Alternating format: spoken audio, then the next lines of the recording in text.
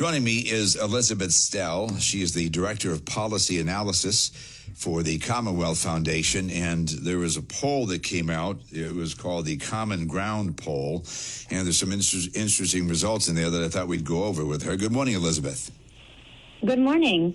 So who did the poll? Is this Commonwealth Foundation's polling branch, or who's Common Ground Poll? Who is that? Yeah, so we work with some professional polling firms to do a quarterly poll just to track what Pennsylvanians are thinking. We started doing this in 2023 and have been doing it every quarter since. So the goal is to just find out where the electorate is, what issues they support, which issues do they disagree with, and then we ask, the standard questions about what they think of political candidates. But really, it's to get a pulse of the people. And the theme of the poll this quarter was inflation, inflation, inflation. Okay. Well, so this is interesting because when you look at the direction, so some of the first things that popped out, though, key trends, the direction of the state, the right track or the wrong track. Most people feel that, go ahead, will you tell me? Go ahead. Yeah. I mean, you do see a little uptick there since January of 23. In that year, about 27, that poll, about 27% said, we're on the right track, and much more, 61% said wrong track. Here we are at the beginning of 2024. That right track has increased to 35%. So we see a small uptick there. But when you ask people about questions like more government spending or education choice, you get broad consensus that people want to see changes. So they're a little more optimistic about the future, but they're still really concerned about the direction that government is going overall. I think it's bad news, and James Carville thinks that he is going to be the next president of the United States, and the next Democrat nominee for president of the United States, Josh Shapiro. He does handle himself well. He's very slick, and his job approval is pretty high. Yeah, I mean, he's staying pretty steady, 60% job approval, 31% disapproval. But what's interesting about Governor Shapiro is that while people like him, they can't really tell you why, and they can't really point to any significant policy or thing that he's done. I mean, he's really good about telling us about lots of things that he's doing, but nothing really stands out as transformative or especially impactful to people's everyday lives. So I think that's where the governor has a really big opportunity to follow through on the promise that he made when he was running, and that is more education choice for students stuck in the low achieving failing schools. He hasn't delivered on that yet. And so that's actually, I think, a sign of a big opportunity for him. We polled, the program specifically that he said he supported, 77%. Say this is a good idea. I mean, that's almost as good as it gets in Pennsylvania. So I think what you see is that, there's a likability, but people still don't really know, what he's done for them. 24% of Pennsylvanians give school education in Pennsylvania a failing grade, either an F or a D.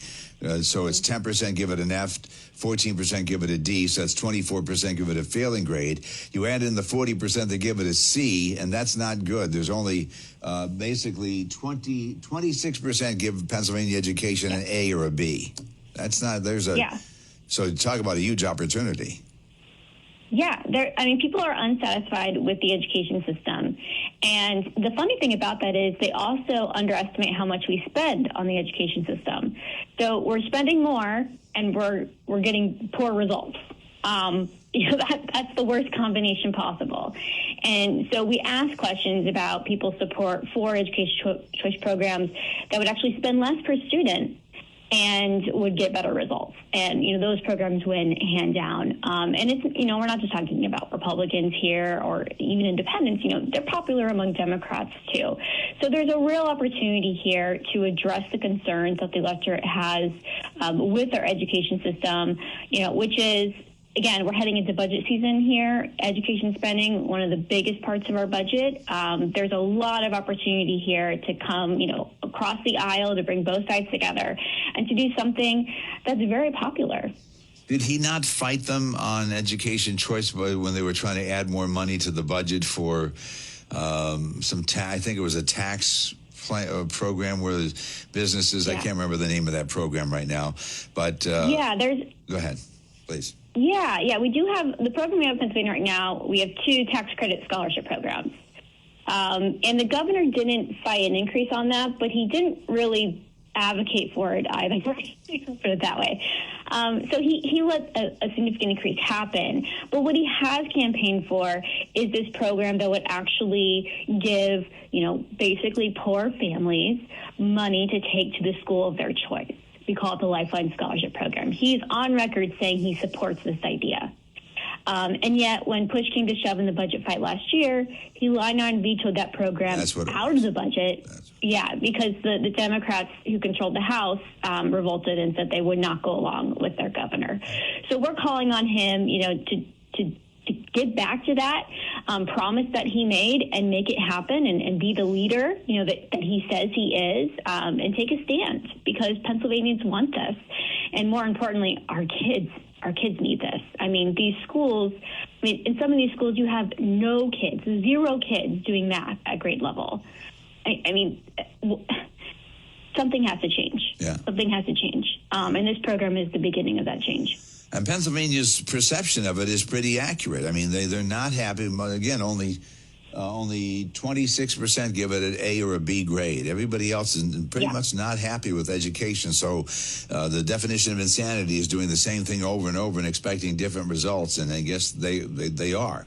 And again, what was the program that he vetoed then? What was the Lifeline program? Lifeline Scholarships, is the program, and we're promoting it again this year. It's not going away.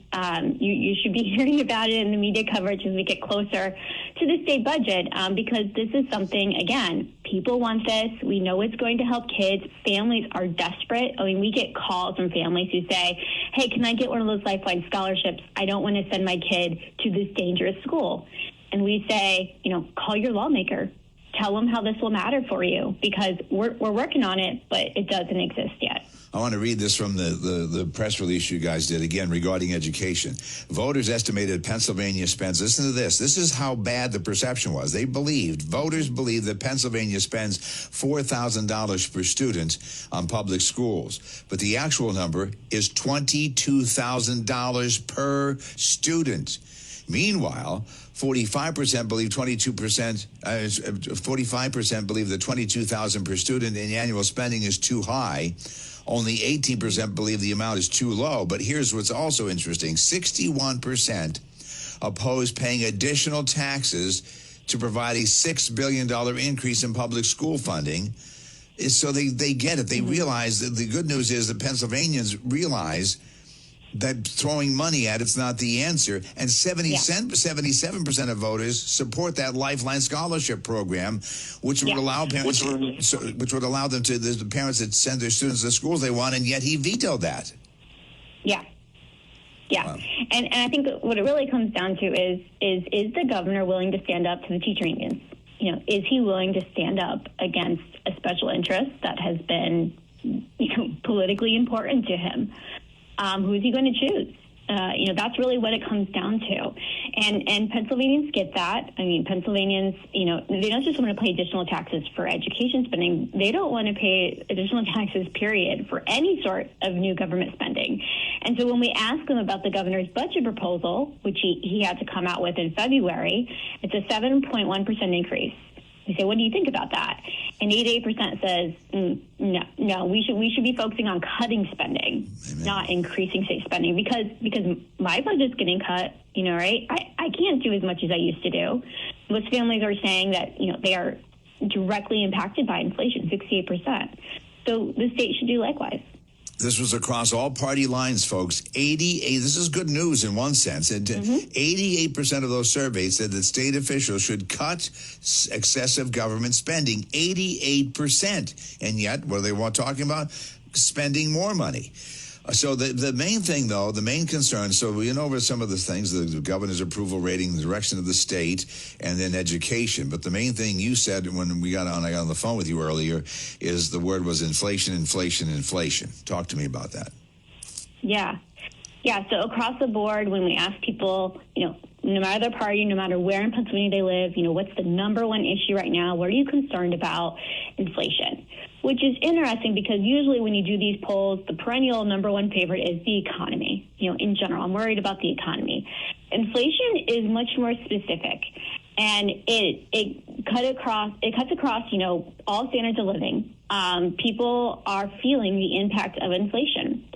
And so when you dig into that and you say, okay, what about moving? We always ask this question about, have you considered moving out of Pennsylvania, or do you know someone who's moving out of Pennsylvania? And they say, well, if they say yes, and we say why, they say the cost of living. It's the cost of living. And so there's a sense that it's too expensive to live in Pennsylvania, which is very closely tied to this problem of inflation, which is national, but also, very much relevant here. So you see this sense that things are getting harder. Maybe the economy's looking up, but I'm still not in a better place than I was a year ago or 2 years ago or 3 or whatever. And so there's this desire to see the government act likewise, and start tightening their belt and start, being a little more careful about what money they're throwing around, which is very different from the rhetoric we're hearing from the governor's budget proposal, which is we have this huge surplus. Let's just spend it all. Let's not hoard this money. Well, we know what happens when they spend it all. It means tax hikes the next year, right? So there's this sense that, the government needs to tighten its belt the same way that I've had to tighten my belt because of the government policies that have driven inflation out of control. So as I look at the survey, it's clear inflation is the number one concern of Pennsylvanians. What's the number two concern? Education? What's number two for Pennsylvanians? Actually, immigration scores really high, which I know you were talking about with Dave McCormick earlier, which is it's really interesting. Pennsylvania is not a border state. You don't typically think about immigration being an issue, but it is. And so you can see the national politics really bleeding in to the issues that Pennsylvanians are thinking about. And then number three is, again, our perennial favorite, the U.S. economy in general. Immigration is, so we have Michael Cutler, a retired INS agent, and he says, educated my audience so much, wherever there's an international airport, that's a border. Every seaport is a border. Then you talk about not just the lack of border security, there's no interior enforcement. Then you get into the high-tech visas, the student visas. Nobody's interviewing these people. Nobody knows who's really coming here. And we're all being impacted by crime in Pennsylvania, whether it's fentanyl or people that are illegal driving or murdering someone. It's affecting us all. And, of course, I think it was brilliant on the part of DeSantis and Abbott to send illegal immigrants into sanctuary states so that we all feel the impact, and we are all feeling the impact. So I think it's kind of fitting and appropriate, and people are fed up with, because it ties into inflation too, by the way. We have all this money for everybody else but us. Yeah. And we really don't, and we really don't have the money. We don't. No, we don't. And that's, I think, a bigger, ties into the bigger problem we have in Washington, D.C. Unlike the states where we have a balanced budget requirement, you don't have that in D.C. So you can just keep pumping spending into a lot of these social support programs of various kinds that, support different populations, and it just keeps going, and there's no end in sight. Thankfully, states don't operate that way. We have to balance our books. And so we have to make choices about what are we going to support and what are we going to stop doing, which is always my favorite question. What should the government stop doing? And that actually gets into this poll a little bit too. One of the things that we know could help us, move out of inflation and could kickstart Pennsylvania's economy in a positive way is better policies for energy.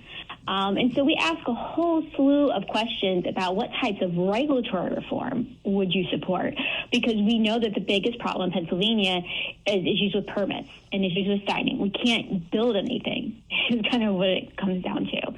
And across the board, you see 80 to 70% support of all those policies. And these are pieces of legislation that are actually sitting in the state house right now. Some of them have been sitting for over a year. And it's bipartisan support for these types of reforms to help to help our businesses, to help our producers do things the right way, but in a timely fashion, with some consistency, with some professionalization, on behalf of the state. So I think that's another important theme that I saw as I was looking at this polling, is that here, again, like education, we have broad consensus on what we should do. Now it's a question of, will politicians have the political will to do what the people want? It's interesting when I look at this poll, by the way. Tax code, 80% feel the federal tax code is rigged. Elected officials, Shapiro, 60% job approval.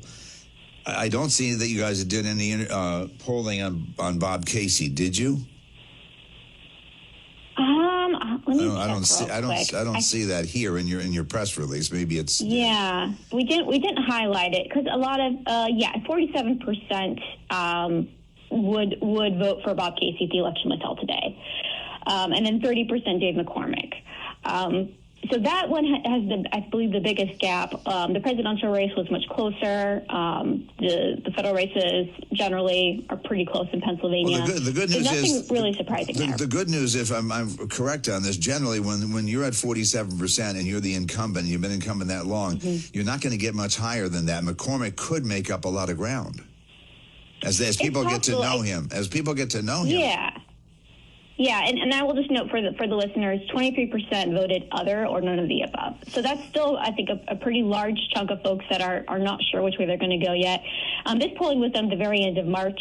So, ways to go yet, obviously, in that race. And we'll see, and we'll do this every quarter, so we'll see how those numbers unfold as we get closer to the election.